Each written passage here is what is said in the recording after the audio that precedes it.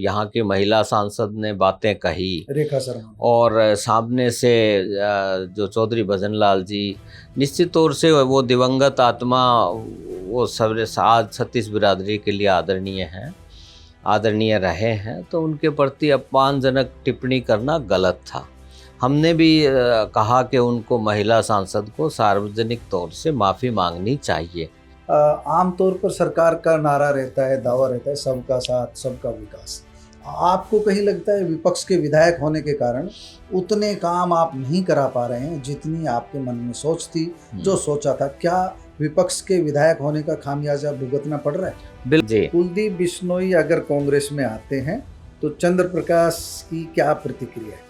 जब भी विधानसभा में महामहिम राज्यपाल जी का भाषण होता है या बजट जब पेश किया जाता है, और जो बातें कही जाती हैं वो धरातल पे कहीं नज़र नहीं आती। और आज के दिन तो कानून व्यवस्था चरमराई हुई है। जैसे जैसे आप नीचे जाते हैं ना, तो चुनाव में लोगों का एक धारणा रहती है कि मौजूदा सरकार कौन सी पार्टी की है, और 10 किस्म की बातें रहती है। वहाँ पे व्यापारी वर्ग है या दूसरा नौकरी पेशे वाला वर्ग है, वो खुल के सामने चुनाव में नहीं आता। कांग्रेसी सब एकजुट नहीं हो पा रहे हैं। कहीं ना कहीं ये मैसेज तो जनता के बीच जा रहा है कि कांग्रेसी आपस में लड़ रहे हैं। देखिए, ये ज़्यादा तो जो इस तरह की बातें जो कांग्रेस पार्टी के बारे में की जा रही हैं या फैलाई जा रही हैं, इसमें ज़्यादा रोल मीडिया का है। देखिए, जो हमारे नेता प्रतिपक्ष आदरणीय श्री राहुल गांधी जी हैं, उन्होंने जो ओबीसी की बात की है, ओबीसी आज बहुत पीछे पिछड़ेपन की ओर ये वर्ग गया है, इसमें 100% सच्चाई है।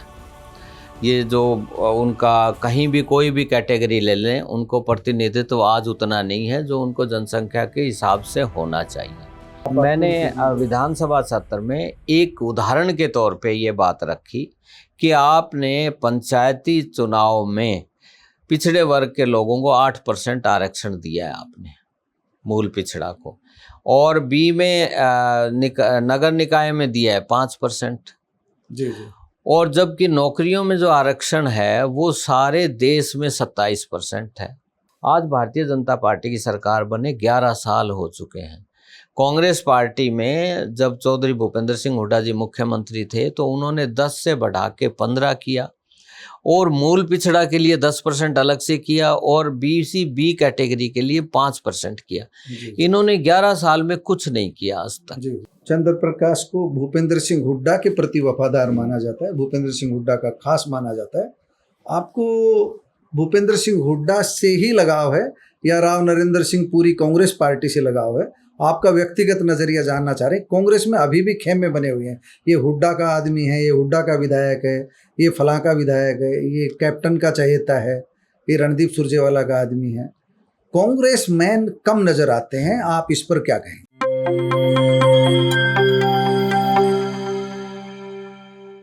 मैं हूं महेश कुमार वैद्य और आप देख रहे हैं एनजेपी हरियाणा। दोस्तों, इस समय हम मौजूद हैं हिसार में चंद्र प्रकाश जी के आवास पर, और चंद्र प्रकाश जी के बारे में कुछ ज़्यादा बताने की ज़रूरत नहीं है। आदमपुर से विधायक हैं।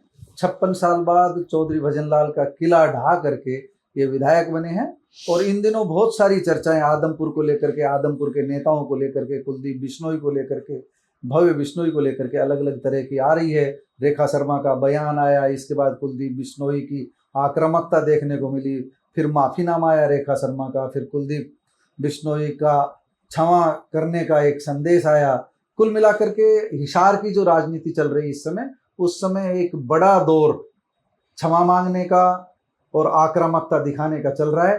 इन सब के बीच एक प्रमुख पात्र है चंद्र प्रकाश। चंद्र प्रकाश जांगिड़ हैं, आदमपुर से विधायक हैं, पूर्व डिप्टी कमिश्नर रहे हैं कई जिलों में, पूर्व IAS अधिकारी हैं, और इनसे हम कई अलग अलग मुद्दों पर बात करेंगे। चंद्र प्रकाश जी, सबसे पहले तो आपका स्वागत है एनजेपी हरियाणा को, समय दिया आपने। धन्यवाद महेश जी आपका। और दूसरा सीधा बिना लाग लपेट का ये है कि आप आदमपुर से विधायक हैं, और आदमपुर से ही जो आपके पूर्व विधायक हैं कुलदीप बिश्नोई, उनकी बात चल रही है कि वो भी जो है कांग्रेस में शामिल होने के इच्छुक हैं, उनके संपर्क है कांग्रेसी नेताओं से। ये सब खबरें आती है तो आपके चेहरे पर क्या भाव, उतार चढ़ाव आते रहते, क्या सोचते हैं आप इन सब घटनाओं के बारे में? देखिए, हमारा तो एक ही सोच रहती है कि आदमपुर विधानसभा क्षेत्र के लोगों ने हमें चुन करके भेजा है विधानसभा में, और एक चुने हुए नुमाइंदे की जो भूमिका होती है, इलाके का विकास हो, 36 बिरादरी के हक की योजनाएं लागू हो और उनके सुख दुख की बात हो, उनके बीच में रह करके उनसे सुख और दुख की बात हम साझा करें, ये एक हमारी प्राथमिकता होती रहती है और एक सकारात्मक सोच के साथ रहती है।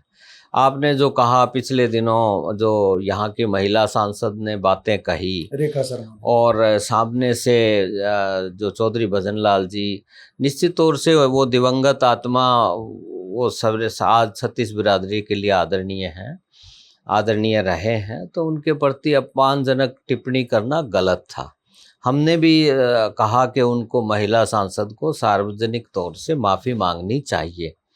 दूसरी तरफ से भी बयानबाजी हुई, तो जो बातें कही गई, मैं हमारा यही सोच थी, मैंने कहा भी कि राजनीति में इन बातों के कोई मायने नहीं होते।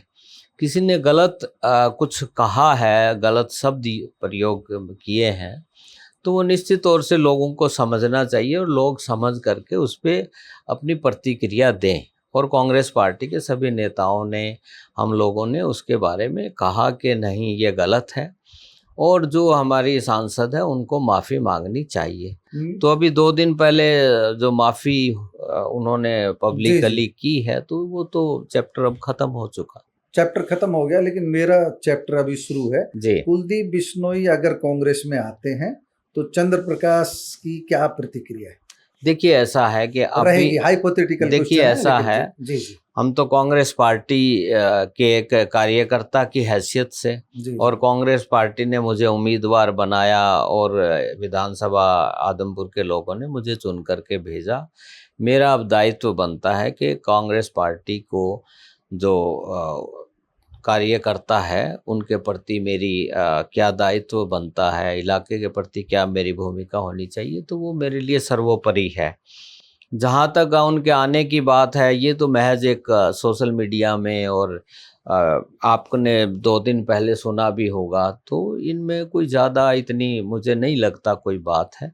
जहाँ तक भूमिका की बात है, क्या आपका वो होगा अगर ये होता है, हम तो लोगों के बीच में हैं, लोगों के बीच में रहते हैं, और मैं जिस परिवार से हूँ और जिस प्रशासनिक पृष्ठभूमि मेरी रही है, तो मैं तो हमेशा लोगों के बीच में रहा हूँ, तो और लोगों के सुख दुख की बात हमने की है, तो वही मेरे लिए सर्वोपरि है। आपकी प्रशासनिक भूमिका भी लंबी रही है, प्रशासनिक पृष्ठभूमि लंबी रही, आपका राजनीतिक अनुभव अब काफ़ी हो चुका है, आदमपुर के लिए क्या कुछ कर पाए? देखिए, ऐसा है कि हमने बतौर विधायक और प्रतिपक्ष में होने के नाते से हमने विधानसभा सत्र में और प्रशासनिक जो स्तर होते हैं सभी पे हमने हमारे इलाके के किसान की बात की है, हमने हमारे युवाओं के रोजगार की बात की है, अनुसूचित और पिछड़ा वर्ग के लोगों के भलाई की बात की है, हमने महिलाओं के कल्याण की बात की है, इलाके में शिक्षा की सुविधाएं, शिक्षण संस्थाएं हैं, उनमें सभी प्रकार की सुविधाएं होनी चाहिए, वो बात हमने की है। स्वास्थ्य सेवाओं की, जैसे हमारे यहाँ पे सिविल हॉस्पिटल है आदमपुर में, इसी तरह CHC PHC है, उनमें वो सुविधाएं मुहैया नहीं कराई गई सरकार के द्वारा, तो उस बात को हमने उठाने का काम किया है। किसान के खेत में सिंचाई का पानी पहुँचे, क्योंकि आदमपुर जो विधानसभा क्षेत्र है वो पूरा इलाका टेल पे पड़ता है जी। तो वहाँ ना तो सिंचाई का पानी पहुँचता है और ना ही पीने का पानी पहुँचता है, तो ये जो एक मूलभूत सुविधाएं हैं उनको विधानसभा में हर सत्र में, जितने 5 या 6 सत्र हुए उनमें हमने जोर शोर से उठाने की बात की है, और वो प्रस्ताव विचाराधीन भी रहे हैं, कुछ होकर के भी आए हैं। जैसे सड़कों की बात ले लें, अब हमने वाटर वर्क्स की बात करी है कि हमारा पानी 1 वीक आता है इस इलाके में, और वाटर वर्क्स जो कैपेसिटी है वो पूरी भी नहीं उनकी भरी जाते, जो वाटर वर्क्स भरा जाना चाहिए, तो उसके परिणाम स्वरूप लोगों को पीने के पानी की भी समस्या इस इलाके में है, क्योंकि ये राजस्थान से लगता हुआ इलाका है। जी जी। चंद्र प्रकाश जी, बीच में बात काटूंगा जो आमतौर पर सरकार का नारा रहता है, दावा रहता है सबका साथ सबका विकास, आपको कहीं लगता है विपक्ष के विधायक होने के कारण उतने काम आप नहीं करा पा रहे हैं जितनी आपके मन में सोच थी, जो सोचा था? क्या विपक्ष के विधायक होने का खामियाजा भुगतना पड़ रहा है? बिल्कुल निश्चित तौर से इसमें सच्चाई है। भेदभाव करती है सरकार? हम ये देखते हैं कि धरातल पे जो सरकार की योजनाएं हैं, या किसान की बात करें, हम सभी वर्गों के हित की बात करें, तो धरातल पे वो बातें नहीं है। कहने को कुछ हो जाए, जब भी विधानसभा में महामहिम राज्यपाल जी का भाषण होता है या बजट जब पेश किया जाता है, और जो बातें कही जाती हैं वो धरातल पे कहीं नज़र नहीं आती। और आज के दिन तो कानून व्यवस्था चरमराई हुई है कि कानून व्यवस्था में बड़ा एक डिटेल्ड एंगल होता है हमारा देखने का। एक होता है ऑर्गेनाइज्ड क्राइम, जी जी। और एक होता है वैसे पर्सनल कोई बात हो उसमें भाई भाई का या किसी पड़ोसी का या कोई लैंड डिस्प्यूट है। बट यहाँ ज़्यादा जो बात उभर करके सामने आई है वो ऑर्गेनाइज क्राइम की है। जैसे आपने अभी राव नरेंद्र सिंह जी के घर पे वो आक्रमण की बात करी है, तो ये बड़ा गंभीर मामला है। इसी तरह जगह जगह फिरौती मांगने की बात है, टेलीफोन पे आ जाता है फिरौती। मेरे हलके में भी 2-3 इंसिडेंट्स ऐसे हुए हैं। हमने पुलिस अधीक्षक के ध्यान में लाए, हम तुरंत। कोर्ट से बाहर ही एक मर्डर हो सब जगह ये है, तो ये बड़ी चिंताजनक बात है। कानून व्यवस्था निश्चित तौर से कोई हम बहुत अच्छा इसको नहीं कह सकते। चलिए राजनीतिक सवालों की तरफ बढ़ते हैं। नगर निकायों के चुनाव हुए, 7 मैच थे, 6 भारतीय जनता पार्टी जीत गई। भारतीय जनता पार्टी का प्रदर्शन अच्छा रहा, कांग्रेस को प्रदेश अध्यक्ष भी मिल गया, कांग्रेस को जिलाध्यक्ष भी मिल गया, लेकिन बूथ स्तर तक कांग्रेस अभी भी नहीं है। अगर बूथ स्तर तक कांग्रेस की महिला, युवा और जनरल बॉडी की इकाइयां होती तो ये परिणाम बदल सकता था, ऐसा फीडबैक हमको मिल रहा है। क्यों देरी हो रही है? कांग्रेस देखिए ऐसा क्यों चल रहा है? देखिए ऐसा है कि कांग्रेस पार्टी बहुत पहले तो सिंबल पे चुनाव नहीं लड़ती थी, क्योंकि कांग्रेस पार्टी 36 बिरादरी की पार्टी है। सभी के हित की बात कांग्रेस पार्टी ने हमेशा की है, तो एक उनकी ये एक परसेप्शन होती थी उनकी।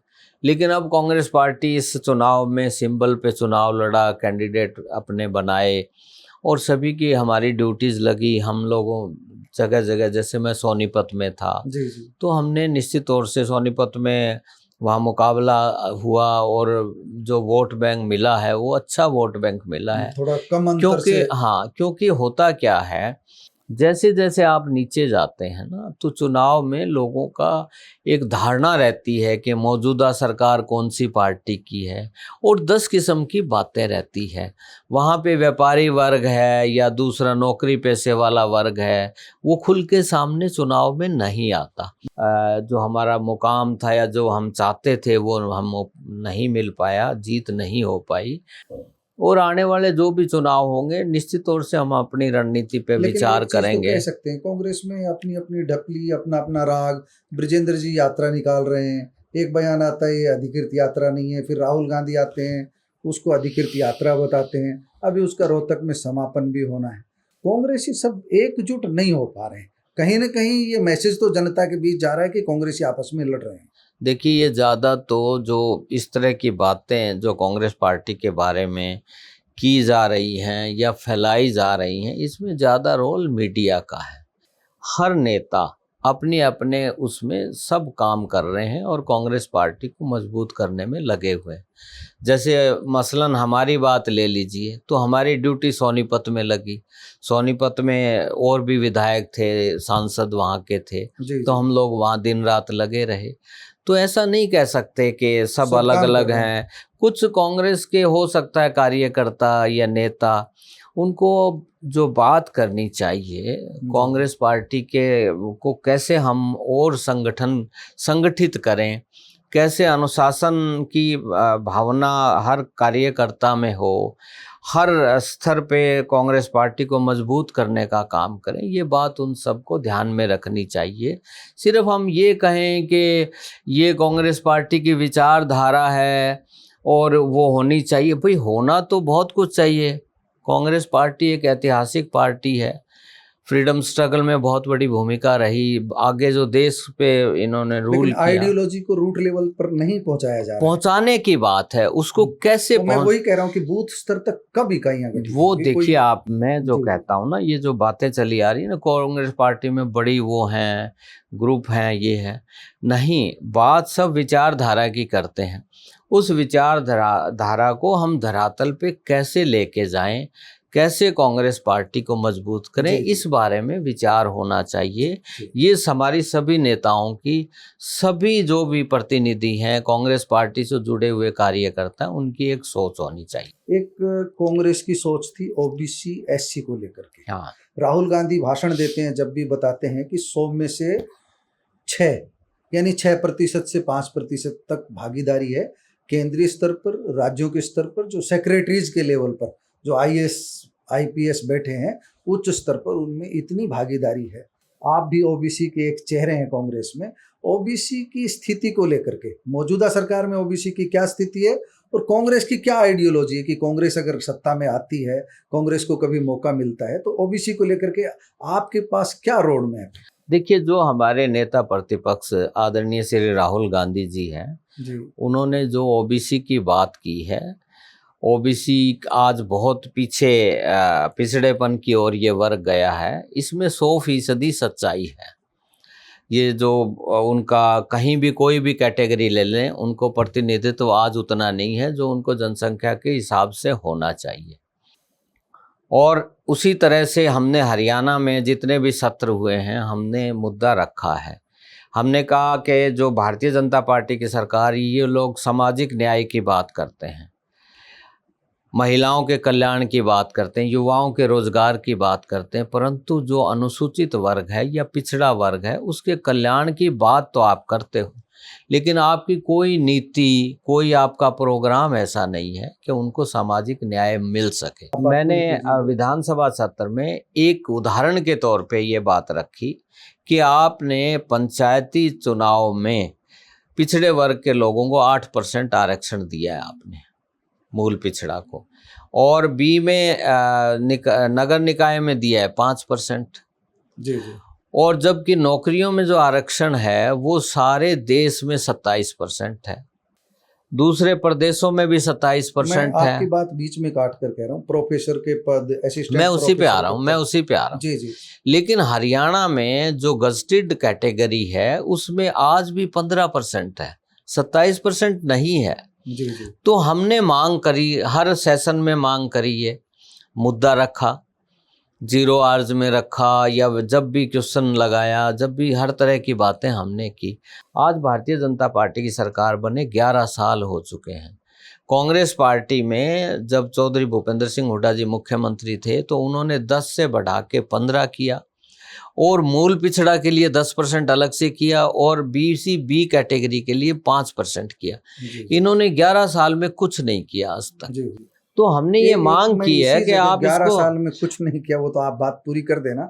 इनको लगता है कि नायब सैनिक के रूप में तुरप का पत्ता नहीं लिया है कि सब पर चोट मार दी, हमने चीफ मिनिस्टर बना दिया ओबीसी का, और उससे नहीं लगता कि चुनाव भी कांग्रेस जो है वो बैकफुट पर चली गई। देखिए, हम ये कहते हैं, आप कहते हो डबल इंजन की सरकार, ट्रिपल इंजन की सरकार, तो आप केंद्र सरकार में 27% है, तो हरियाणा में दूसरे इंजन की जो सरकार है प्रदेश की, उसमें 27% क्यों नहीं?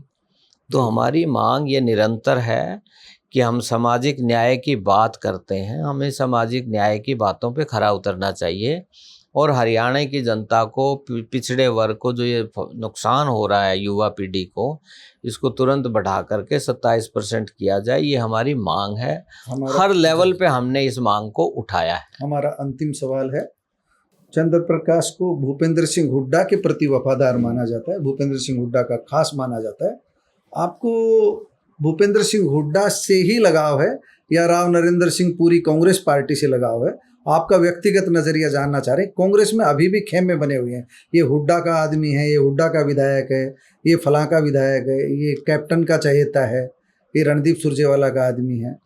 कांग्रेस मैन कम नजर आते हैं, आप इस पर क्या कहें? देखिए, मैंने अभी आपको 3 मिनट पहले ये बात कही थी कि ये बात आप लोग करते हैं, हम कि लोग कौन करते सा गुट है। जी जी जी। मीडिया के लोग या पत्रकारिता के लोग कहो, छायाकार और जो भी आपके हैं कैटेगरीज जी। हैं, आप लोग ये बातें करते हो और आपने ये सवाल किया है। जी जी जी। जब कांग्रेस पार्टी सवाल एक इसलिए देश जब की, पोस्टर छपते हैं तो नहीं फोटो गायब होता है कभी देखिए, किसी एक का। है कांग्रेस जी पार्टी, एक बहुत बड़ी पार्टी है जिसका इतिहास है। जी जी। और हमारे आज के दिन हमारे नेता हैं, इसके राष्ट्रीय अध्यक्ष हैं मल्लिकार्जुन खड़गे जी, हमारे नेता प्रतिपक्ष और न्याय योद्धा जिनको है, जिन्होंने हर वर्ग की बात, किसान की बात, मजदूर की बात, दलित और पिछड़े वर्ग की बात जो करते हैं, नेता प्रतिपक्ष हमारे आदरणीय राहुल गांधी जी, तो सब लोग पार्टी के सर्वे सर्वा हैं। इसी तरह हरियाणा में है भाई चौधरी भूपेंद्र सिंह हुड्डा जी हमारे आदरणीय नेता प्रतिपक्ष हैं, राव नरेंद्र सिंह प्रदेश कांग्रेस कमेटी के प्रधान हैं, और हमारे दूसरे जो नेता हैं वो अलग अलग भूमिका में कांग्रेस पार्टी को मजबूत करने में सबको लगे साथ, हुए सब हैं। साथ तो चलते हैं। आप कैसे कह सकते हैं कि अलग गुट है, अलग जी, कैसे किया जा रहा है? सब एक है। तो मैं तो निश्चित तौर से बड़ा इसमें मुखर हूँ कि सब एक हैं, कांग्रेस पार्टी को मजबूत करने में लगे हुए हैं। चुनाव आते हैं, चुनाव के परिणाम आते हैं, कमियां आती हैं, उसमें आत्मचिंतन होता है, आगे वाले चुनाव में रणनीति में बदलाव होता है, और ये क्रम जारी रहता है। तो मैं आपसे भी ये अनुरोध करूंगा कि आपके जो साथी भाई हैं वो इसका प्रचार ना करें कि भाई कांग्रेस पार्टी में बहुत गुट हैं और है। जब भी मीटिंग होती है चंडीगढ़ में सब उसमें मौजूद होते हैं, चलिए। और प्रजातंत्र इसी को कहते हैं जी कि अपनी बात एक स्वतंत्रता के साथ कही जाए। तो ये एक हमारा मुख्य लक्ष्य है। दोस्तों, आपने चंद्र प्रकाश जी की बातें सुनी। इनका साफ कहना है कि कांग्रेस एकजुट है। वैचारिक धरातल पर कुछ मतभेद होते हैं, बोलने की अभिव्यक्ति है कांग्रेस में, इसलिए इसको लोकतंत्र की दृष्टि से ही देखना चाहिए। अभिव्यक्ति की स्वतंत्रता है, पार्टी में फूट के रूप में इसे नहीं देखा जाना चाहिए। मीडिया के सिर ठीकरा फोड़ रहे हैं, लेकिन समय समय पर जो बातें आती हैं मीडिया भी अपने एंगल से उन बातों को दिखाता है। आपके विचारों का स्वागत है। आपका बहुत बहुत धन्यवाद। धन्यवाद महेश।